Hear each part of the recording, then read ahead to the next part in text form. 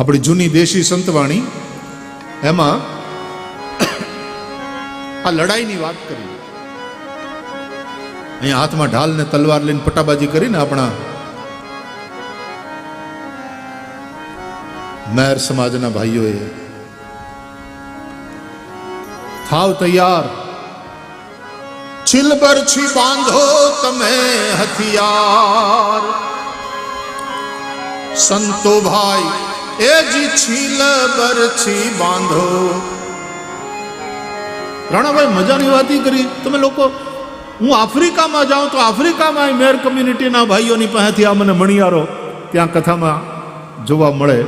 લંડનમાં તો લંડનની કથામાં પણ મેર રાસ દીકરીઓએ પણ અને ત્યાંની મેર કમ્યુનિટીના ભાઈઓએ પણ ત્યાં આવીને લેસ્ટરની કથામાં પ્રસ્તુતિ કરી. એક જણો મને પૂછતો હતો કે ધીસ ઇઝ વેરી ડેન્જરસ. મેં કીધું કેમ? કોઈને વાગી જાય યુ નો. આજે લોકો આ સ્વોર્ડને આમ તેમ કરે છે એ કોઈને વાગી જઈ શકે. મેં કીધું નો વાગે ભાઈ, આને બધાને પ્રેક્ટિસ છે. તું આટલો દૂર બેઠો તો તને વાગી કે આવું ન કરાય. તો આમ નિરાદલીનો અને એને બરાબર જો, એકદમ પ્રેમથી એને એન્જોય કર. અને એ જોવાની આવવાના હાકલા પડકારા અને એનો વીર રસ જે દેખાય એને તું જો ઊભા કરી દે, એવો આ રાસ છે આપણો મેરનો. છીલ બરછી બાંધો તમે હથિયાર, સંતો ભાઈ એ જી છીલ બરછી બાંધો તમે હથિયાર. ભાઈ રે માહલાથી તમે યુદ્ધ લડો, ભાઈ રે માહલાથી તમે યુદ્ધ લડો. અજરાજરિયાન જાય સંતો ભાઈ એ જ અજરા કાંઈ જરિયાન જાય. થોડે રે સંતો સાધક્યો જી. થોડે રે સંતો સાધક્યો હો જી.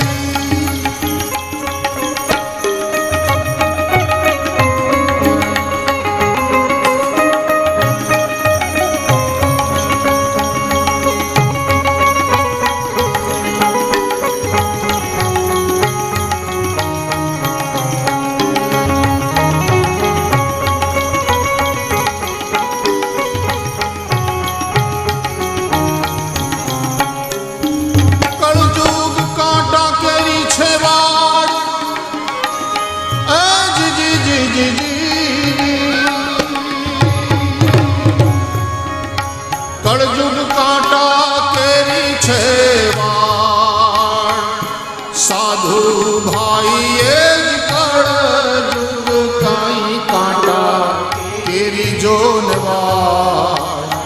માટે સમજીને પાવ ભરો, એ જ સમજીને પાવ ભરો.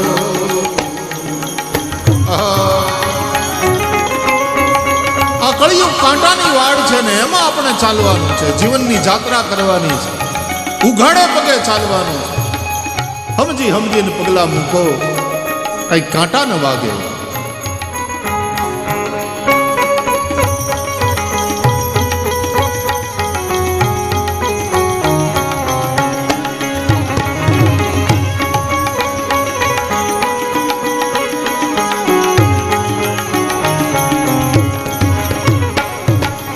ચડવું છે મેરુડે આસમાન,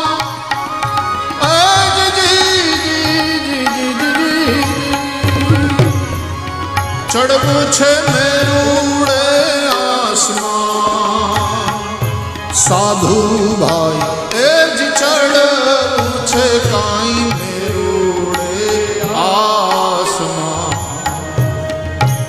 આડાને અવળા રે એમાં વાંક ઘણા એજી આડાને અવળા રે વાંક ઘણા. અને એટલા માટે ભૂમિ આલે જોને સંગાથ મુજા બેલીડા. ભૂમિયા હશે તો ભોમ બતાવશે, નાગરીઓ બેડલો નાગરીઓ. આપણે ત્યાં ડાયરાઓમાં સંતવાણીમાં ગવાતી આ બધી વાણી ગામડાના ભક્તોની આ અનુભૂતિ. એને સંસ્કૃત ભલે નહોતું આવડતું, પણ કેવી મજાની અદ્ભુત વાતો લખી એમણે.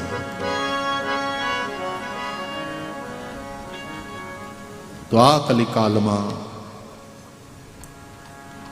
કોઈક રીતે કરુણાપૂર્વક કથાનો આપણા જીવનમાં પ્રવેશ થાય ત્યાં સુધી આ સંસાર પરીક્ષા કરે છે, ક્ષણે ક્ષણે પરીક્ષા કરે છે, અને પરીક્ષામાં આપણે પાસ થવાનું હોય છે. વિપરીત સંજોગો પણ આવશે, પણ એ સમયે શું તમે તમારી નીતિને ટકાવી રાખો છો? તમે સત્યનો માર્ગ ચૂક્યા નહીં. સામેવાળાએ ઉશ્કેર્યા છતાં પણ જો તમે તમારી વાણીનો સંયમ ન ગુમાવ્યો, વિપરીત પરિસ્થિતિમાં પણ તમારું મન ડગ્યું નહીં. હા, વિપત પડે તો એ વણસે નહીં પાનબાઈ.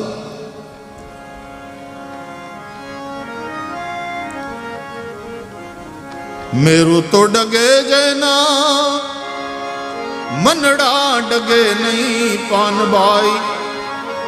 ભલે ભાંગી પડે બ્રહ્માંડ, વિપત્તિ પડે તો એ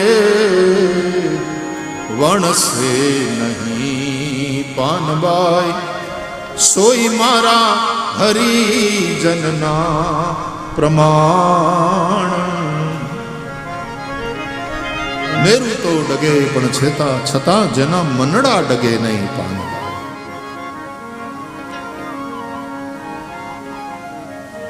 ટીવી ચેનલ્સ અને હવે તો એના કરતા વધારે આ સેલ ફોન.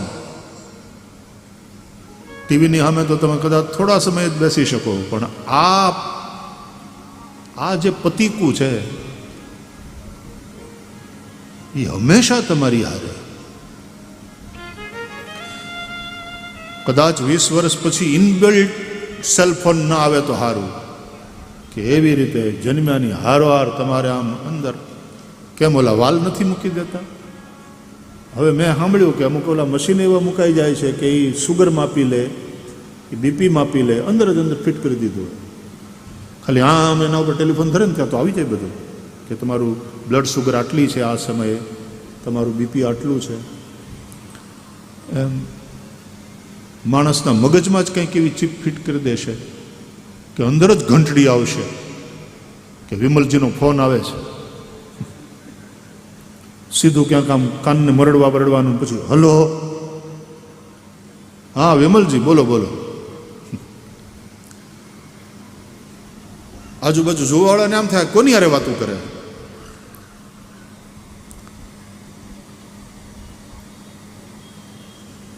ટેલિવિઝન ચેનલ્સ આટલી છે, આ સેલ ફોન, અને એ બધાને કારણે હવે આવું બધું સાંભળવાનું તમને સતત મળ્યા કરે. કારણ કે સારા વિચારોનો મારો પણ બહુ, હમણાં આપણે ઓલા તળ ખારા થતા જાય છે ને, તો સાંદીપની બાજુમાં આપણે ઊંડા જઈએ એટલે પછી ખારું પાણી આવે. માણસ ત્યાં રોજ અમારે ભેગું થાય 2,500, 2,000 છોકરા ભણે, એમાં 500 તો રહેવાવાળા, અને આટલા પાછા સેંકડો લોકોને ઉત્સવ હોય ત્યારે હજારો લોકો હરિમંદિરમાં દર્શને આવે. પાણી તો જોઈએ ને. આમ તળમાં ખારું પાણી છે, પછી બધી વ્યવસ્થાઓ કરીએ છીએ. પણ વાત એ થઈ એમાં ચર્ચામાં કે એકવાર આપણે પાણી ખેંચી લીધા ધરતીમાંથી અને પછી પાણી ખારા થઈ ગયા જો, તો એ ખારા પાણીને ધક્કો મારવા માટે મીઠા પાણીને 40% કરતાં વધારે મહેનત કરવી પડે. એકવાર ખારા થઈ ગયા પછી અને પાછું મીઠું કરવામાં તમારે 40% વધારે મહેનત કરવી પડે. અમે એટલો બધો કચરો મગજમાં ભરાણો છે, ત્યારે આવી કથાઓએ વધારે મહેનત કરવી પડે. સારું છે કે ટીવી છે તો ટીવીના માધ્યમથી પણ કથા તમારા ઘરમાં ઘૂસવાનો પ્રયાસ કરે છે. સેલફોન છે તો એના માધ્યમથી પણ આ સારા વિચારો, કથાઓ તમારા સુધી પહોંચવાનો પ્રયાસ કરે છે. અને ઘૂસવાનો પ્રયાસ કથા ન કર્યા, કારણ કે ઘૂસવાની વાત તો અમારા કૃષ્ણે પણ કરી. ગોપીના ઘરમાં ઘૂસે અને ઘરમાં ઘૂસીને એના ઘરનું માખણ ખાય ચોરીને. એમાં કથા પણ તમારા મનને થોડી વાર માટે ચોરી લે. કાંઈક એવું આવી જાય તમારા સેલફોનમાં કે નોટિફિકેશન આવ્યું, શું છે, તરત જોયું ગો પોરબંદરમાં આજથી કથા શરૂ થઈ. જેટલો સમય હોય એટલો માણસ એના ઉપર કે શુભ ચેનલ ઉપર લાઈવ છે, સંસ્કાર ઉપર બીજા દિવસથી વન ડે ડિલે બેઝ ઉપર આવવાની છે. અને આ સોશિયલ મીડિયા ઉપર લાઈવ છે, જ્યાં હોઈએ ત્યાં એનો લાભ લઈ શકીએ છીએ. આ એક જાતની કનૈયાવાળી ઘૂસણખોરી છે. તમારા સુધી ગમે એમ કરીને પોગવું છે, કારણ કે વધારે 40 ગણી વધારે મહેનત કરવી પડશે. બોલો, જે કચરો અંદર ઘૂસી ગયો છે ને, જે ભાવના બગડી, જે વિચારો આપણા દૂષિત થયા, એને હરખું કરવા માટે થઈ આ લડાઈ છે. ખૂબ મહેનત કરવી પડશે. પ્રભુની અત્યંત કૃપા છે. આપણે સૌભાગ્યશાળી છીએ. આ 7 દિવસીય સત્સંગ આપણને પ્રાપ્ત થયો છે. આવો, જેની કૃપાથી આ સત્સંગ પ્રાપ્ત થયો એ ભગવાન દ્વારકાધીશને, કાળિયા ઠાકરને, કૃષ્ણ કાનુડાને આપણે બધાએ ઓવારણા લઈએ, એને વંદન કરીએ. આપણે સૌ ગાઈશું સચ્ચિદાનંદ રૂપાય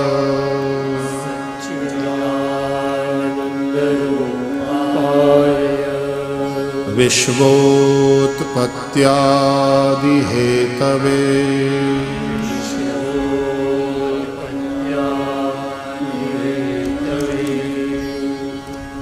તાપત્રય વિનાશાય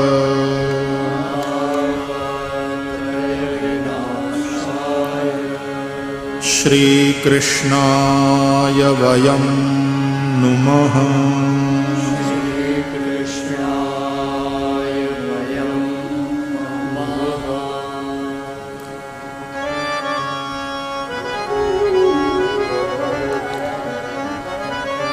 જે ભગવાન સચ્ચિદાનંદ સ્વરૂપ છે, જે આ વિશ્વની ઉત્પત્તિ, સ્થિતિ અને લયના કારણ છે, ત્રિવિધ તાપના, 3 પ્રકારના દુઃખોના વિનાશ માટે અમે સૌ એ ભગવાન શ્રી કૃષ્ણને નમસ્કાર કરીએ છીએ. આપણા સંસ્કાર કે પ્રારંભ થાય નમસ્કારથી. સામસામા મળીએ તો નમસ્તે, નમસ્કાર કરીએ.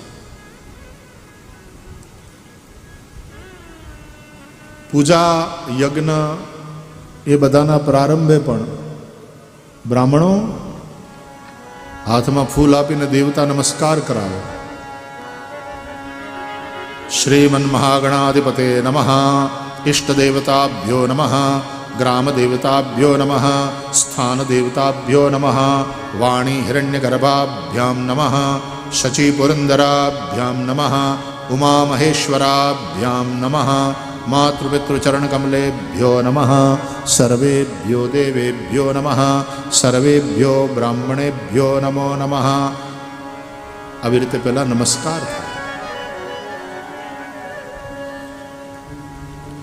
આ નમસ્કાર એટલે અહંકારના કુર્તાને ઉતારી અને થોડી વાર ખીંટીએ ટાંગી દેવો. બહાર જાય ને ત્યારે બાપા કોટ પહેરીને જાય ત્યારે થોડો અહંકાર જોઈએ, પણ ઘરે આવે એટલે કોટ ઉતારી ખીંટીએ ટાંગી દેવા. આપણા મા બાપની આગળ શું અહંકાર, આપણા ઘરવાળા સાથે શું અહંકાર, ભગવાનની સામે બેઠા હોઈએ ત્યારે શું અહંકાર. અહંકાર કોટ જેવો છે, ક્યારેક જરૂર પડે એવી અસ્મિતાની ત્યારે પહેરવાનું, ઉતારી દેવાનું. નમઃ નમસ્કાર એટલે આ અહંકારને આઘો રાખવાની વાત. જ્યારે સામસામા મળે નમસ્કાર કરે ત્યારે અહંકારને આઘો રાખીને બે માણસ મળે તો ઝઘડા ન થાય. આ ઈગોની જ ટક્કર છે ને, વાંધા છે એ અહંકારના જ છે. પ્રારંભે ભગવાનને નમસ્કાર. સુમન અને નમન એ કૃષ્ણને બહુ પ્રિય છે.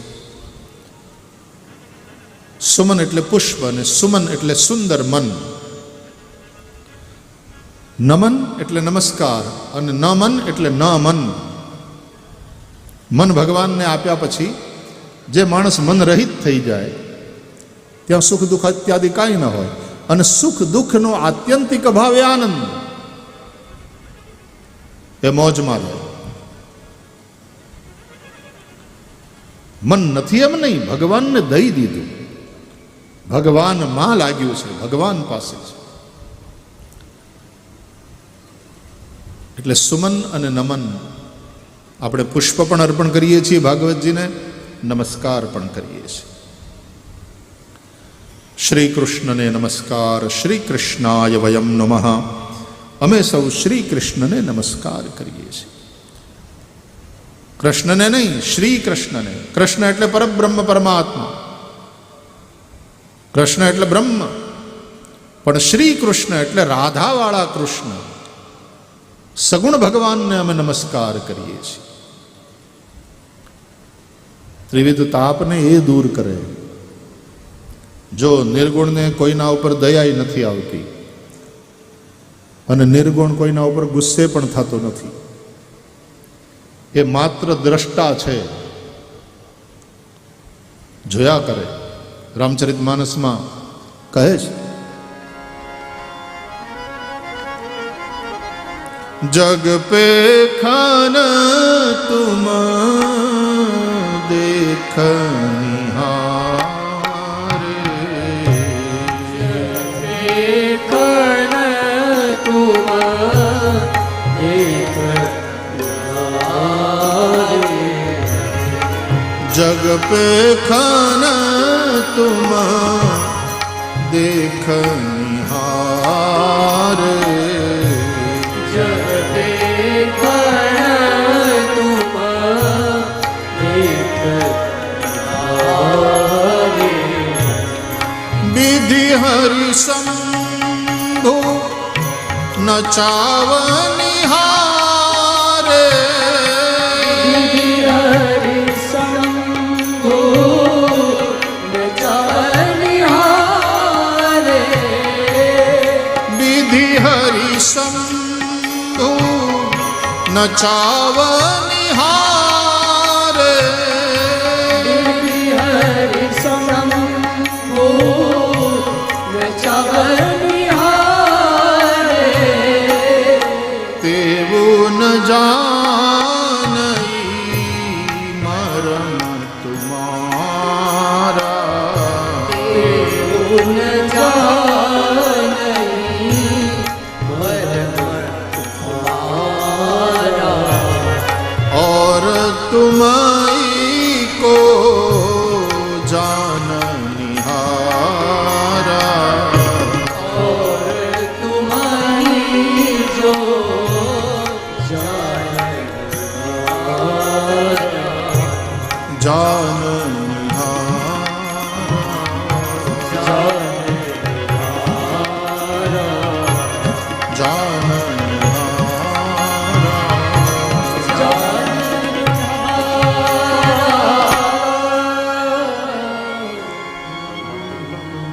એ નિર્ગુણ નિરાકાર પરબ્રહ્મ માત્ર સાક્ષી માત્ર છે, એ જુએ છે. તમારા જાગ્રત, તમારા સ્વપ્ન, તમારા સુષુપ્તિ, એ ત્રણેયનો એ સાક્ષી છે. પણ જે તમને મદદ કરે છે, જે તમારી વારે દોડે છે, જે તમારા ત્રિવિધ તાપને હરે છે, એ સગુણ બ્રહ્મ છે. અને શ્રી રાધા એટલે ભક્તિથી સગુણ થયેલા એ પ્રભુ, એને અમે નમસ્કાર કરીએ છીએ. તાપત્રય વિનાશાય. દુનિયા આખી દુઃખી છે વાલા. પૈસા નથી એ પૈસા માટે દુઃખી છે, તો પૈસા વાળાય દુઃખી છે. સંતાન નથી એ પણ દુઃખી છે, તો સંતાનવાળા સંતાનને કારણે દુઃખી છે. આપણે ત્યાં એમ કે ને ગામડામાં કે પેલું ટપાલ લખે પછી એના ઉપર સરનામું કરે, જીવા ભગાને પોગે. એટલે જીવો દીકરાનું નામ ને ભગો એના બાપાનું નામ. એટલે સરનામું લખ્યું જીવા ભગવાન પોગે. એનો મતલબ એમ થાય ભગવાન બીજું કોઈ ન પોગે,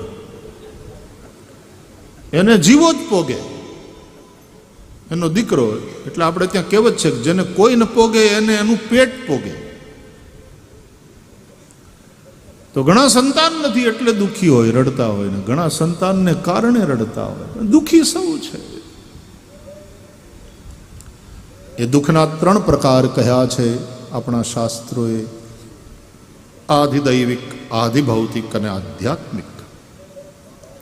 તુલસીદાસજી કહે છે દૈહિક, દૈવિક, ભૌતિક તાપા, રામ રાજ કાહુહિ ન વ્યાપા. રામ રાજ્યમાં દૈહિક, દૈવિક અને ભૌતિક તાપ એટલે દુઃખ પ્રજાને નહોતું. બધા જ સુખી હતા. નહીં દરિદ્ર કો દુઃખી ન દીના. રામ રાજ્યમાં કોઈ દરિદ્ર નહોતું, કોઈ દુઃખી નહોતું, કોઈ દીન નહોતું. દીન એટલે બિચારો, ખુમારી વગરનો, અસ્મિતા રહિત. કોઈ દુઃખી નહોતું. મનના કારણે કોઈ દરિદ્ર નહોતું. ધનના અભાવને લઈને દૈહિક, દૈવિક અને ભૌતિક આ 3 પ્રકારના તાપ હોય છે. આધ્યાત્મિક, આધિદૈવિક અને આધિભૌતિક એવી રીતના પણ પ્રકારો કહ્યા છે. દૈહિક તાપ, આધ્યાત્મિક, શરીરમાં રોગ થાય અને એને કારણે જે પીડાવવું પડે. પહેલું સુખ માણસના જીવનમાં હોય તો એ નિરોગી કાયા. પહેલું સુખ તે જાતે ન રહ્યા. શરીર સ્વસ્થ હોય, શરીર નિરોગી હોય, એ કામના સૌની હોય. એટલા માટે આપણે કહીએ સર્વે સંતુ નિરામયા, સૌ નિરોગી હોય.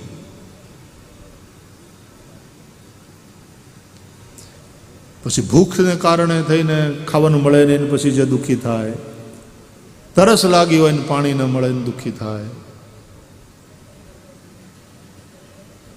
આરામ ન મળે શરીરને હેરાન થાય. બધા દૈહિક તાપ છે, એ આપણે સૌએ અનુભવ્યા છે.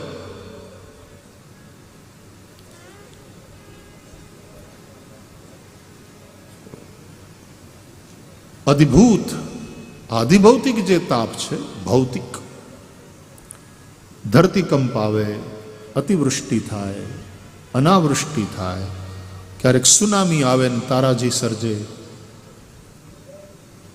ક્યાંક વીજળી પડે, આ બધાને કારણે જે દુઃખ આવી પડે, આપત્તિઓ આવી પડે,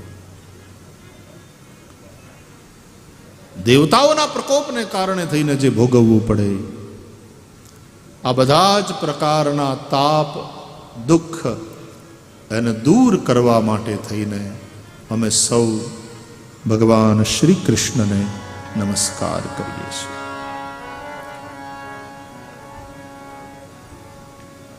દુઃખનું કારણ છે પાપ, તાપનું કારણ પાપ. પાપને કારણે કંઈક ને કંઈક કોઈ ને કોઈ જગ્યાએ મનુષ્યના પોતાના જ પાપ કર્મો દુઃખ માટે જવાબદાર હોય છે.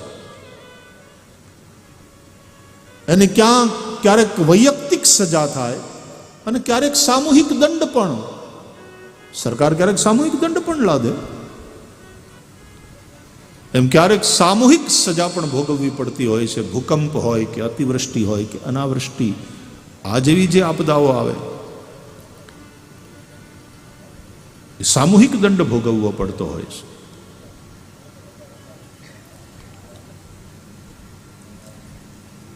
એ બધા જ પ્રકારના તાપ, દુઃખનું શમન કરવા માટે થઈને આપણે સૌ ભગવાન શ્રી કૃષ્ણને નમન કરીએ છીએ. શ્રી કૃષ્ણાય વયમ નમઃ.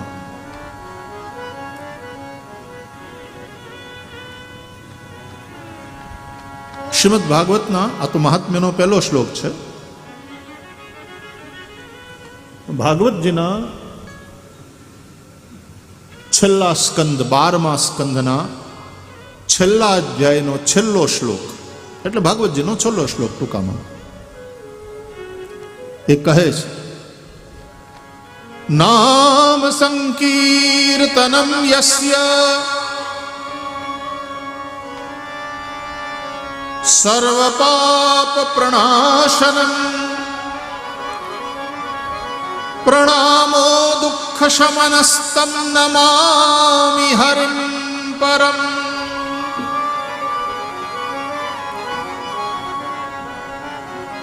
ભગવાનના નામનું સંકીર્તન મનુષ્યના બધા જ પાપને સમાપ્ત કરી દે છે. જે દુઃખનું કારણ હતું પાપ, એ નામ સંકીર્તનથી સમાપ્ત થાય. અને દુઃખ પ્રણામો દુઃખ શમનઃ, ભગવાનને નમન કરીએ, ભગવાનને પ્રણામ કરીએ એટલે દુઃખ સમાપ્ત થઈ જાય. એવા તમ નમામિ હરિમ પરમ, એવા ભગવાન શ્રી હરિને અમે સૌ નમસ્કાર કરીએ છીએ.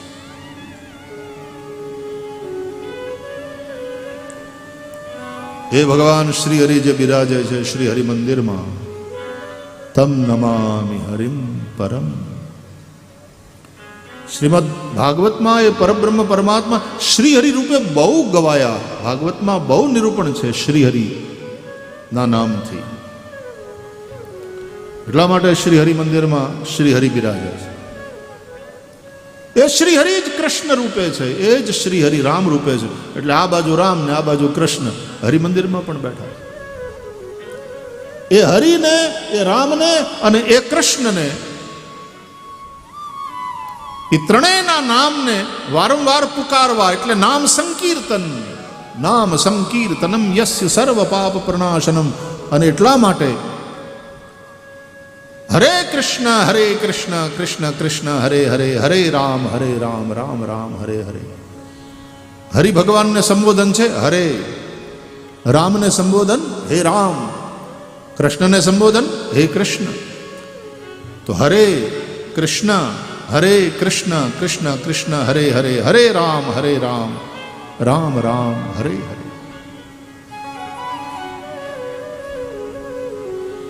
એટલા માટે આપણે મહામંત્રનું સંકીર્તન કરીએ છીએ. કલિસંતારણોપનિષદ છે, એક નાનકડું એવું ઉપનિષદ, અને કલિસંતારણોપનિષદમાં આ મહામંત્ર અપાયો છે. અને મંત્ર નહીં, મહામંત્ર કહે છે.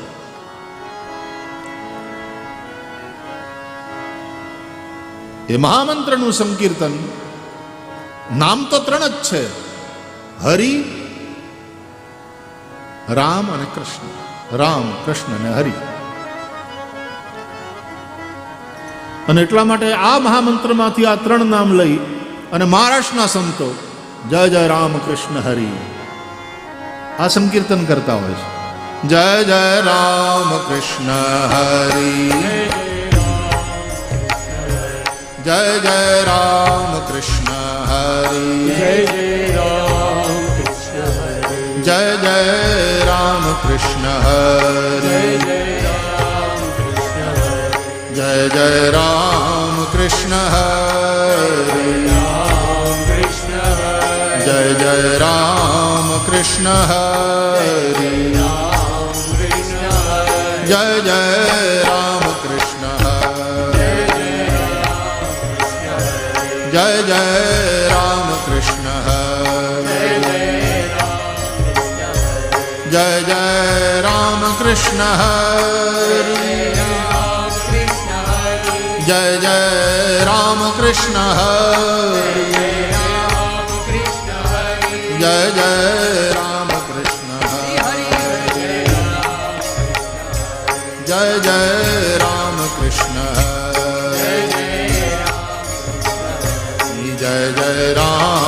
કૃષ્ણ હરિ, જય જય રામ કૃષ્ણ હરિ, જય જય રામ કૃષ્ણ હરિ, જય જય રામ કૃષ્ણ હરિ, જય જય રામ કૃષ્ણ હરિ,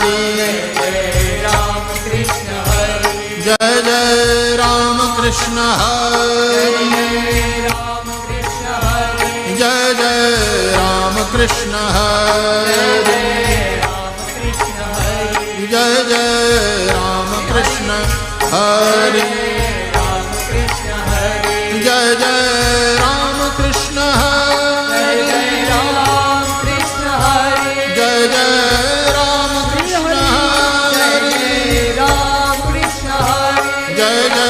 જય જય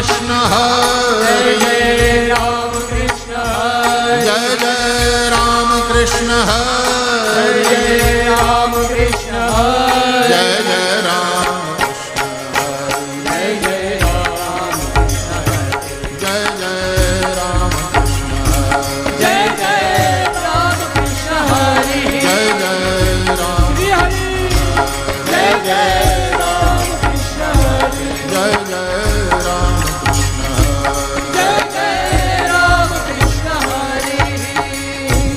આ મહામંત્રનું મહારાષ્ટ્રના સંતોએ બનાવેલું ટૂંકું સ્વરૂપ છે. રામ કૃષ્ણ હરિ. કલિસંતારણોપનિષદમાં આ મહામંત્ર હરે રામ રામ રામ હરે હરે, હરે કૃષ્ણ કૃષ્ણ કૃષ્ણ હરે હરે. 16 નામ આવે એક મંત્રમાં અને 32 અક્ષર છે. 32 લક્ષણો હોય ને આપણે પૂર્ણ ગણીએ છીએ. 32 અક્ષર અને 16 નામ છે. આ મહામંત્રની જો 16 માળા કરો રોજ તો શ્વાસે શ્વાસે સ્મરણનું પુણ્ય પ્રાપ્ત થાય. દરેક શ્વાસ સાથે તમે ભગવાનનું નામ લીધું, આવું ગણિત બેસી જાય. આ મહામંત્રની 16 માળા કરો. કારણ કે દિવસ દરમિયાન એમ કહે છે કે 21,600 શ્વાસોશ્વાસ થાય 24 કલાકમાં. જો 16 માળા કરો આ મહામંત્રની તો શ્વાસે શ્વાસે સ્મરણનું ફળ મળે. હરે રામ રામ રામ હરે હરે, હરે કૃષ્ણ કૃષ્ણ કૃષ્ણ હરે હરે. બ્રહ્મલીન પૂજ્ય ડોંગરે બાપજી તો આ મહામંત્રનું ખૂબ સંકીર્તન અને એનો જાપ કરાવતા. કોઈ કથા માગવા આવે ને તો એમ કે પહેલા ગામના કોઈ મંદિરમાં ભેગા થાવ, કોઈ આશ્રમમાં ભેગા થાવ, આ મહામંત્રના જપ કરો, અથવા તો નોટબુકમાં તમારે લખવા હોય તો મંત્ર લેખન કરો. આટલા લાખ જપ થશે પછી કથા આવશે. એટલે પહેલા એક પીઠિકા તૈયાર કરાવરાવતા બાપજી કે એ નિમિત્તે બધા ગામમાં ભેગા થાય, મહામંત્રનું સંકીર્તન કરે, નામ જપ કરે. હા, એમને થોડા ભાગવત ભગવાન આવે તો શેરી વળાવી સજ કરું ઘેરે આવો ને. આ મહામંત્રના સંકીર્તન દ્વારા, એની સાધના દ્વારા પહેલાં એક પવિત્ર વાતાવરણ ઊભું કરવામાં આવે ને પછી ઉત્સુકતાપૂર્વક તમે ભાગવત ભગવાનની રાહ જુઓ. હવે ઉત્સુકતા રહી નથી. એમ થાય કે ચૈત્ર મહિનો ને કથા તો ગામે ગામ ને ગલીએ ગલીએ વંચાતી જોઈએ, એમાં છે હવે હું બહુ મોટું. ઉત્સુકતા ગઈ તમારી. પછી આવ્યા શેઠ તક નાખો વખેરે. એટલા માટે તો ભાગવતજીનું મહાત્મ્ય પહેલા વાંચવું પડે છે.